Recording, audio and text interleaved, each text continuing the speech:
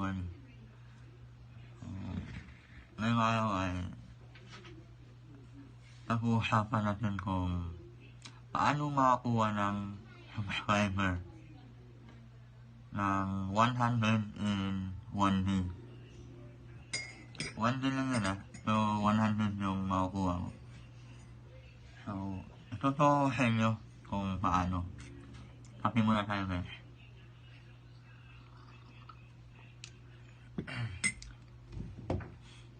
Unang-una, kung ikaw ay baguhan pa lang, dapat mo itong panoorin bago ka mag-subscribe.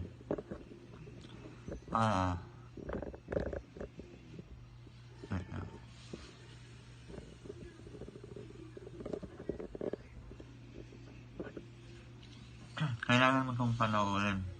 Kasi, bakit? Kapag hindi mo itong panood, kung mag-subscribe ka lang ng subscribe, wala pa rin. So, dapat meron kang alam. So, sa inyo kung nga bakit.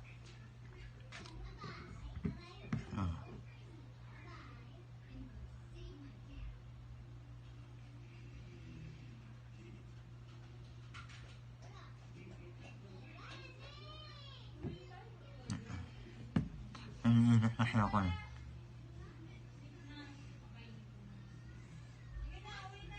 So, yung una-una mong gawin, kung ikaw ay mag-1 pa lang, pumasok ka sa mga live streaming. Yun, number 1 yun na makakuha ka ng subscriber mo. Live streaming. Madami dyan. Yung mga nagla-live stream na yun. Madami. Huwag ka pumasok dun sa may live streaming na 200 sa taas yung viewers. Kasi may makakuha ka dun, isa lang eh. 1 to 10, isa or dalawa lang yung makakuha mo. Mas better na gawin mo, pumasok ka sa live streaming na 10 person yung nanonood. Doon makukuha mo yung lahat. In 1 day, maliit lang yung 100 eh.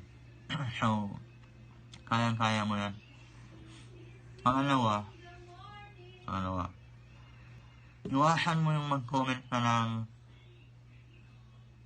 nice. Kasi yung nice, common na yan eh. Saka, iwasan mo na mag-comment ng pabalik na po, dito na po ako, kasukli na lang, hug to hug, hug to hug. Bawal po yan. May tendency na mag-block yung account mo. So, ang magandang gawin, comment ka lang na ayon sa video. Huwag yung magko-comment ka ng dito na po ako, pabalik na lang, bawal yun.